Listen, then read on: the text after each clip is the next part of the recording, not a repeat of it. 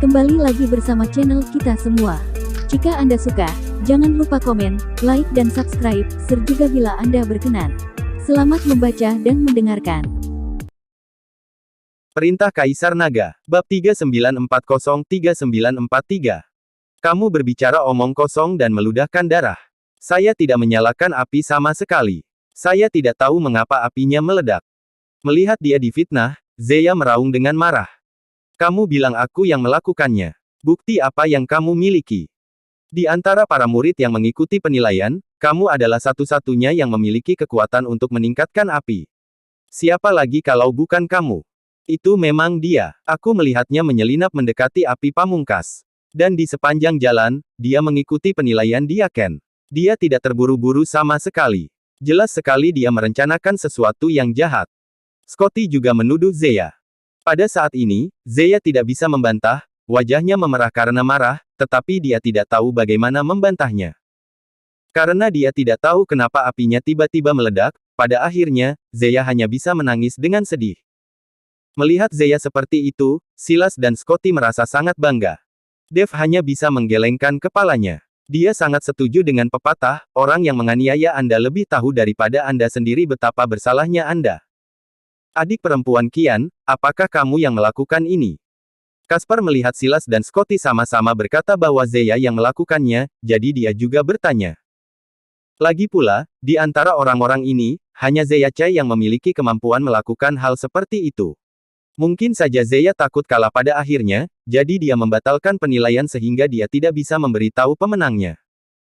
Mendengar pertanyaan Caspar, Zeya memandang Caspar dengan sedih dan berkata, kamu juga menuduh akulah yang melakukannya. Adik perempuan Kian, aku tidak bermaksud begitu, aku hanya bertanya. Jika itu sungguh kamu tidak perlu khawatir, aku tidak akan membiarkan sekte menghukummu, kata Caspar cepat. Kamu bajingan, keluar dari sini, aku tidak melakukannya sama sekali. Zeya meraung, dan seluruh tubuhnya benar-benar akan pingsan. Melihat tubuh Zeya yang goyah, Caspar juga sedikit takut. Jika bukan kamu yang melakukannya, lalu siapa? Pasti tidak akan ada masalah dengan formasi penilaian yang aku buat. Siapa yang tiba-tiba meningkatkan kekuatan apinya? Penatua Cui bertanya pada Zeya. Pada saat ini, Zeya benar-benar tidak bisa membersihkan dirinya bahkan jika dia melompat ke Sungai Kuning. Dia tidak tahu siapa yang melakukannya, dan dalam keseluruhan penilaian. Sialnya, dialah satu-satunya yang memiliki kemampuan ini. Terlebih lagi, dia mengikuti murid-murid ujian sekte dalam ini kemana-mana, jadi dia pasti punya agenda. Bagaimana lagi dia bisa menjelaskannya? Zeya hanya ingin melindungi Dev, siapa tahu semuanya akan menjadi seperti ini. Bukan aku, itu benar-benar bukan aku, haruskah aku mati supaya kamu mempercayaiku? Zeya menjadi gila dan seluruh tubuhnya pingsan. Dan Dev akhirnya mengerti sekarang bahwa banyak orang telah dianiaya dan pingsan serta bunuh diri. Jika kamu bersedia mati, maka kami akan mempercayaimu. Scotty berkata kepada Zeya dengan wajah bangga. Selama Zeya bunuh diri, kesalahan bisa langsung dilimpahkan pada Zeya. Dia bunuh diri karena dia melakukan kesalahan. Ah! Teriak Zeya sambil pingsan, dan tiba-tiba menamparkan titik lautan rohnya dengan telapak tangan. Namun, Dev di samping memiliki mata yang cepat dan tangan yang cepat dan melangkah maju untuk meraih pergelangan tangan Zeya. Saudari Kian, bukan kamu yang melakukannya, mengapa kamu bunuh diri? Jika kamu melakukan ini, bukankah kamu akan membiarkan orang-orang yang secara diam-diam menyebabkan kerugian ini bisa melepaskan diri dengan mudah? Tidak ada yang percaya padaku, tidak ada yang percaya padaku. Adik laki-laki, apakah kamu percaya padaku? Zeya menatap Dev dan bertanya. Aku percaya padamu. Dev mengangguk. Tentu saja dia mempercayainya. Dev yang melakukannya. Tentu saja dia yakin itu bukan Zeya. Zeya melemparkan dirinya ke pelukan Dev dan menangis. Kali ini, Dev sedikit bingung. Kamu anak baru, kamu tidak tahu apa-apa. Selain Zeya, tidak ada orang lain yang bisa melakukan ini. Silas mungkin akan segera menyalahkan Zeya, sehingga dia tidak perlu memikul tanggung jawab apapun. Apakah hanya kakak senior Kian yang bisa melakukan ini? Dev bertanya secara retoris. Omong kosong. Saat ini, hanya kekuatannya yang dapat menyebabkan api pamungkas di tempat penilaian melonjak dan menyebabkan ledakan. Sedangkan yang lain tidak memiliki kemampuan itu. Silas mendengus dingin. Tanpa kekuatan itu, belum tentu tidak mungkin aura api pamungkas meledak. Misalnya, jika seseorang masuk dengan harta yang berisi api pamungkas, lalu melepaskan api pamungkasnya hingga menyatu, bukankah itu juga akan menimbulkan aura melonjak dan menyebabkan ledakan? Dev memandang Silas dengan dingin dan bertanya. Ketika Silas mendengar ini, alisnya tiba-tiba berkerut, dengan sedikit kepanikan di matanya. Dan mata Scotty melebar dan dia menatap Dev dengan tidak percaya. Tidak ada yang melihatnya saat dia beraksi, tapi bagaimana Dev tahu? Itu memang mungkin. Penatua Cui mengangguk. Penatua Cui, jangan dengarkan omong kosong anak baru ini. Mereka semua adalah murid luar. Bagaimana bisa ada harta karun berisi api pamungkas? Silas buru-buru berkata kepada Penatua Cui. Apakah mereka memilikinya atau tidak, kita akan mengetahuinya setelah penggeledahan tubuh. Sekarang aku curiga Scotty seharusnya memiliki harta karun dengan api pamungkas padanya, kata Dev kepada Scotty. Aku tidak melakukannya, tidak. Scotty menggelengkan kepalanya dengan tergesa-gesa, ekspresinya menjadi sangat panik. Tidak, Dev memandang Scotty dengan bercanda, jika kamu mengatakan tidak, maka biarkan kami memeriksamu terlebih dulu. Bajingan, kamu pikir kamu ini siapa? Lagi pula, Scotty juga murid luar paling senior. Apakah untuk melakukan penggeledahan tubuh bisa sesuai permintaanmu? Jika cermin perunggu ditemukan saat penggeledahan tubuh, itu akan merepotkan. Adik laki-laki, apakah kamu tahu sesuatu? Caspar bertanya ketika dia melihat Dev bersikeras untuk menggeledah Scotty. Saudaraku, Scotty itu memiliki sesuatu pada dirinya. Aku melihatnya menggunakan sesuatu selama penilaian, dan sepertinya ada api pamungkas di dalamnya. Saya kira dia ingin meningkatkan aura api pamungkas, sehingga kita tidak tahan dan menyerah. Namun, tindakannya salah dan apinya meledak. Dev berbisik kepada Caspar. Ketika Caspar mendengar ini, dia langsung menjadi marah, merasa bahwa orang-orang ini sebenarnya curang. Silas, alasan ledakan api pamungkas harus ditemukan tanpa alasan. Permintaan saudara muda untuk melakukan penggeledahan tubuh juga merupakan permintaan yang masuk akal. Apakah kamu bersalah sehingga tidak berani mengizinkan penggeledahan tubuh? Caspar bertanya pada Silas. Saya tidak memiliki hati yang bersalah. Geledah saja, tetapi semua orang harus digeledah, kata Silas dengan tenang. Itu wajar. Setiap orang yang mengikuti penilaian harus digeledah. Caspar mengangguk. Aduh. Scotty tiba-tiba menutupi perutnya saat ini dan berkata dengan ekspresi garang, aku sakit perut dan aku harus berak. Kalian cari yang lain dulu. Scotty ingin pergi. Sepertinya dia ingin menyingkirkan cermin perunggu itu. Caspar melompat, menghentikan Scotty, meraih kerah bajunya dan berkata, berhentilah berpura-pura. Nak, apakah kamu ingin menyingkirkan benda itu di tubuhmu secara diam-diam?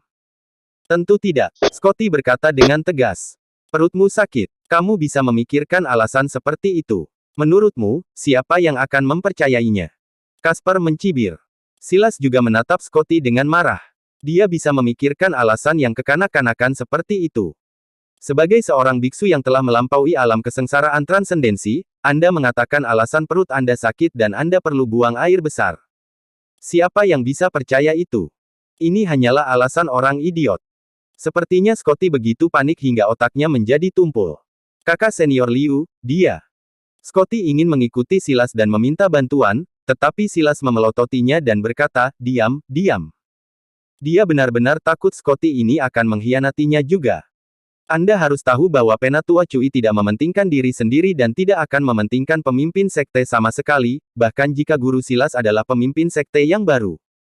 Scotty hanyalah murid luar, tidak peduli hukuman apa yang diberikan padanya. Yang paling bisa dia lakukan adalah dikeluarkan dari sekte api ungu. Tapi Silas tidak bisa melakukannya. Dia sekarang juga murid di Aken, dan dia juga murid kesayangan dari pemimpin sekte. Scotty, jika kamu dengan patuh mengeluarkan barang-barangmu dan menjelaskan dengan jelas, Penatua Cui mungkin bisa menyelamatkan nyawamu. Aku tidak punya apa-apa. Scotty berkata dengan tegas. Mata Caspar sedikit menyipit, lalu dia menarik Scotty ke dalam pelukannya. Sebelum Scotty sempat bereaksi, cermin perunggu sudah muncul di tangan Caspar. Apa ini? Caspar bertanya. Ini. Scotty sedikit panik dan tidak tahu harus menjawab apa untuk beberapa saat. Coba kulihat. Setelah melihat ini, Silas melangkah maju untuk mengambil cermin perunggu itu. Caspar melintas dan menatap Silas dengan dingin. Silas, apakah kamu ingin mengambilnya dan kemudian menghancurkan barang buktinya? Bukti apa yang harus saya hancurkan? Silas berpura-pura tidak bersalah dan berkata, itu hanya perunggu cermin. Sungguh menakjubkan, saya benar-benar tidak bisa mendeteksi aura api pamungkas dari cermin perunggu itu. Petik 2. Justru karena itulah Silas menolak mengakuinya. Ya, ini adalah cermin perunggu biasa yang saya gunakan untuk berlatih. Tidak ada api pamungkas sama sekali. Ketika Scotty melihat ini, dia bereaksi dan berkata dengan keras. Caspar mencoba menyuntikkan kekuatan spiritual ke dalam cermin perunggu, tetapi meskipun formasi cermin perunggu berkedip, tidak ada api yang muncul. Kali ini, Caspar sedikit malu dan bingung. Tunjukkan padaku cermin perunggu itu. Penatua Cui mengulurkan tangannya dan berkata, Penatua Cui, silakan lihat. Saya pikir pasti Scotty yang melakukannya dengan cermin perunggu ini. Caspar dengan hormat menyerahkan cermin perunggu itu ke tangan Penatua Cui. Setelah Penatua Cui melihat cermin perunggu, alisnya langsung berkerut dan wajahnya menjadi sangat jelek. Kalian bertiga tinggal, yang lain segera pergi dari sini. Penatua Cui menunjuk ke arah Caspar, Silas dan Scotty, dan meminta semua orang untuk pergi. Kakak senior Qian, kamu baik-baik saja, berhentilah menangis. Dev dengan lembut menghibur Zeya. Karena Penatua Cui meminta semua orang untuk pergi, itu membuktikan bahwa ledakan api pamungkas tidak ada hubungannya dengan orang-orang yang dibiarkan pergi. Pergilah dan tunggu aku di luar. Saya yakin Penatua Cui akan segera mengambil keputusan. Caspar meminta Dev dan yang lainnya untuk keluar. Setelah semua orang pergi, Penatua Cui melambaikan tangannya dan langsung membentuk formasi. Tidak ada yang bisa melihat apa yang terjadi dalam formasi. Melihat pemandangan ini, ekspresi Silas dan Scotty tiba-tiba berubah. Anda harus tahu bahwa Penatua Cui tidak mementingkan diri sendiri dan tiba-tiba membentuk formasi. Jika dia mengambil tindakan terhadap mereka dan langsung menghukum mereka sesuai dengan aturan Sekte Api Pamungkas, maka mereka benar-benar akan membuat langit dan bumi tidak merespon, begitu pula bumi dan bumi tidak akan berfungsi. Silas, apa yang terjadi dengan cermin perunggu ini? Penatua Cui bertanya pada Silas dengan wajah muram. Penatua Cui, aku tidak tahu. Bukankah ini milik Scotty, digunakan untuk berlatih? Klak. Penatua Cui menamparkan wajah Silas, dan kemudian berkata dengan kejam, dasar kentut, aku sendiri yang mengukir formasi di cermin perunggu ini, dan menyegel api pamungkas di cermin perunggu ini. Cermin perunggu digunakan untuk berlatih, sehingga mereka dapat lebih cepat memahami dan menguasai api pamungkas dari Sekte Api Ungu kita. Bagaimana hal sepenting itu bisa sampai ke tangan murid luar? Silas sangat ketakutan hingga wajahnya berubah warna. Dia tidak menyangka bahwa cermin perunggu ini sebenarnya dibuat oleh Penatua Cui sendiri. Cermin perunggu ini juga diberikan kepada Silas oleh gurunya, sehingga dapat membantu Silas dalam kultivasinya. Bagaimanapun, dengan cermin perunggu ini, dia dapat berhubungan dengan api pamungkas sepanjang waktu, dan dia dapat berlatih lebih cepat. Tanpa diduga, Silas benar-benar mengeluarkan cermin perunggu dan menggunakannya untuk menipu selama penilaian. Celepuk. Silas tiba-tiba berlutut di depan Penatua Cui dan berkata sambil menangis, Penatua Cui, murid ini salah. Cermin perunggu ini diberikan kepada saya oleh guru untuk latihan saya. Adik laki-laki Scotty berada di tingkat ke-6 alam kesengsaraan transendensi, tapi dia belum mampu menguasai aura api pamungkas. Dia belum mampu lulus ujian untuk menjadi murid batin, jadi saya meminjamkannya cermin perunggu untuk dia gunakan. Tapi saya tidak menyangka Scotty akan menggunakan cermin perunggu ini selama ujian. Kecurangan menyebabkan api pamungkas di tempat penilaian meledak, menyebabkan kerusakan pada formasi penilaian. Pikiran Silas juga cukup fleksibel, dan dia tidak menyangka akan bereaksi begitu cepat dan menemukan cara untuk menghindar dari masalah. Scotty, sebaliknya, dia memandang Silas dengan kaget. Dia tidak pernah menyangka Silas akan bereaksi begitu cepat dan bahkan menyalahkan dirinya sendiri. Apakah kamu mengatakan yang sebenarnya? Penatua Cui bertanya. Semua yang dikatakan murid ini adalah benar, aku tidak akan pernah berani menipu Penatua Cui. Silas berlutut di tanah dan berkata, Scotty, celepuk. Mendengar Penatua Cui teriak, Scotty sangat ketakutan hingga dia berlutut di tanah dengan bunyi gedebuk. Saat ini, Silas terus mengedipkan mata pada Scotty. Sekarang, selama Scotty setuju dengan perkataan Silas, itu tidak ada hubungannya dengan dia. Scotty menatap mata Silas dan tahu bahwa dia tidak punya pilihan selain setuju. Bahkan jika Silas mengaku, itu tidak ada gunanya baginya. Mungkin dengan menjaga Silas tetap hidup, dia mungkin memiliki kesempatan lain di masa depan. Penatua Cui, saya terobsesi sejenak dan menggunakan api pamungkas di cermin perunggu untuk meningkatkan aura api pamungkas di tempat penilaian. Murid hanya ingin meningkatkan aura api pamungkas, sehingga semua orang gagal penilaian, dan saya satu-satunya yang melewati pintu bagian dalam. Tapi saya tidak menyangka bahwa kesalahan operasi menyebabkan semua api pamungkas di cermin perunggu keluar, dan menyatu dengan api pamungkas di tempat penilaian, menyebabkan ledakan. Murid siap menerima hukuman. Scotty bersedia menanggung semuanya sendiri. Ketika Silas mendengar ini, dia menghela nafas lega. Penatua Cui, Silas pasti yang menghasut masalah ini, jika tidak, Scotty tidak akan berani.